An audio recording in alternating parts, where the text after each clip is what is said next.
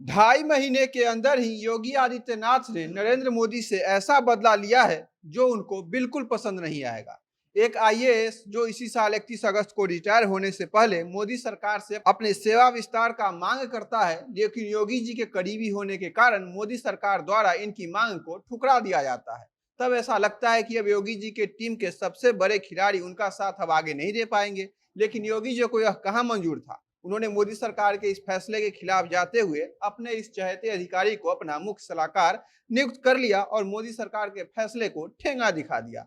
योगी सरकार ने इस फैसले को लेकर अपना उस समय का बदला लिया है जब प्रधानमंत्री मोदी के संसदीय क्षेत्र वाराणसी के डीएम का जब उन्होंने ट्रांसफर ऑर्डर दिया था, तब मोदी जी के कहने से उनके इस चहेते डीएम का ट्रांसफर रोकना पड़ा था, जिस कारण से योगी आदित्यनाथ की भारी फजीहत हुई थी। कौन है यह अधिकारी जिसके चलते देश के प्रधानमंत्री मोदी से भिड़ रहे हैं योगी आदित्यनाथ?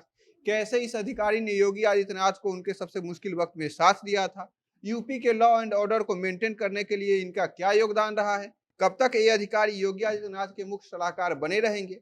योगी जी के इस फैसले पर मोदी जी की उनसे क्या बदला लेंगे, सब आपको बताएंगे। नमस्कार, मेरा नाम परितोष शाही है और आप जनता जंक्शन देख रहे हैं। तारीख थी 30 जुलाई 2022, जब उत्तर प्रदेश के मुख्यमंत्री योगी आदित्यनाथ प्रदेश के करीब 13 आईएएस और 20 पीसीएस के तबादले का ऑर्डर देते हैं, जिसमें से एक नाम बनारस के डीएम कौशल राज शर्मा का भी होता है। बाकी सब डीएम और अधिकारियों का ट्रांसफर तो हो जाता है, लेकिन योगी आदित्यनाथ के आदेश के बावजूद कौशल राज शर्मा बनारस के डीएम बने रहते हैं। कहा जाता है कि जब बनारस के डीएम कौशल राज शर्मा का ट्रांसफर ऑर्डर आया, तब उन्होंने इसकी खबर डायरेक्ट प्रधानमंत्री कार्यालय को दी, जहां से यह आदेश दिया जाता है कि बनारस में कोई भी बदलाव बिना नरेंद्र मोदी के सहमति के नहीं होगा। कौशल राज शर्मा नरेंद्र मोदी के बेहद खास डीएम माने जाते हैं। नरेंद्र मोदी उनके काम से बेहद प्रभावित है, समय समय पर उनको इसका इनाम भी देते रहते हैं। तो ऐसे में अपने खास डीएम को नरेंद्र मोदी अपने संसदीय क्षेत्र में बनाए रखने के लिए उन्होंने योगी आदित्यनाथ के फैसले को बदलवा दिया था, जिस कारण से देश के सबसे बड़े प्रदेश के मुख्यमंत्री को काफी फजीहत का सामना करना पड़ा था। लेकिन अब मामला पलट चुका है। योगी आदित्यनाथ ने भी अब नरेंद्र मोदी के उस बर्ताव का बदला उन्हीं के स्टाइल में लिया है। योगी आदित्यनाथ ने अपने उस अधिकारी को मोदी सरकार के फैसले के खिलाफ जाकर अपना सलाहकार नियुक्त किया है, जिसके द्वारा सेवा विस्तार के लिए किए गए अनुरोध को केंद्र सरकार ने मानने से इनकार कर दिया था। इस अधिकारी का नाम अवनीश कुमार अवस्थी है, जो पिछले 31 अगस्त को ही रिटायर हुए हैं। उस समय ऐसी चर्चा थी कि उनके अनुरोध पर केंद्र सरकार द्वारा उनके सेवा को विस्तार दिया जाएगा, लेकिन योगी आदित्यनाथ के बेहद खास होने के कारण मोदी सरकार ने उन्हें सेवा विस्तार नहीं दिया। अवनीश अवस्थी और योगी आदित्यनाथ तब से एक दूसरे के साथ हैं, तब से एक दूसरे को अच्छे से जानते हैं, जब अवनीश कुमार अवस्थी 2002-2003 में गोरखपुर के डीएम हुआ करते थे और तब योगी आदित्यनाथ गोरखपुर से सांसद थे। अवनीश कुमार अवस्थी की पत्नी मालिनी अवस्थी, जो लोक गायिका है, वो भी योगी आदित्यनाथ के गुरु महंत अवैधनाथ के सामने बैठकर उन्हें संगीत सुनाती थी, उन्हें भक्ति गीत सुनाती थी। तभी से योगी आदित्यनाथ, अवनीश अवस्थी और मालिनी अवस्थी एक दूसरे के बेहद करीब हैं। योगी जी जब से प्रदेश के सीएम बने थे, उन्होंने अवनीश अवस्थी पर काफी भरोसा जताया, उन्हें प्रदेश की कई बड़ी जिम्मेदारी दी। राज्य के बतौर अपर मुख्य गृह सचिव के पद पर रहते हुए उन्होंने सीएए और एनआरसी के खिलाफ विरोध प्रदर्शन पर सख्त कार्रवाई करवाया, माफिया के संपत्ति पर योगी सरकार का बुलडोजर चलवाया, धार्मिक स्थलों से लाउड स्पीकर उतरवाए, चाहे बड़े बड़े गुंडे के एनकाउंटर जैसी पॉलिसी हो, इन सब को अवनीश कुमार अवस्थी ने ही अक्षरशः लागू करवाया था। पूर्वांचल एक्सप्रेस वे से लेकर बुंदेलखंड एक्सप्रेस वे के निर्माण की जिम्मेदारी भी योगी आदित्यनाथ ने इन्हीं को दी थी।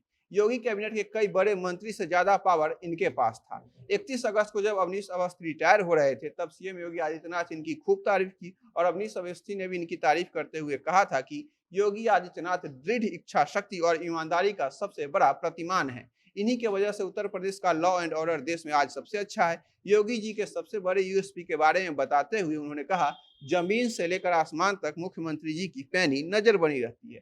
दोनों एक दूसरे के साथ कितने सहज है, दोनों एक दूसरे को कितना पसंद करते हैं, इन दोनों बयानों से आप समझ गए होंगे। योगी आदित्यनाथ चाह रहे थे कि इस अधिकारी को सेवा विस्तार केंद्र द्वारा दिया जाए, लेकिन केंद्र सरकार द्वारा योगी आदित्यनाथ के इस चहेते को उनसे अलग करने के लिए सेवा विस्तार के प्रस्ताव को उस समय ठुकरा दिया गया। तब एक समय लग रहा था कि अब योगी आदित्यनाथ और अवनीश अवस्थी का साथ खत्म होने वाला है, लेकिन योगी आदित्यनाथ ने केंद्र सरकार के फैसले के खिलाफ जाते हुए उन्होंने अपने इस विश्वसनीय अधिकारी को अपना सलाहकार नियुक्त कर लिया, जो अगले साल 28 फरवरी तक इस पद पर बने रहेंगे।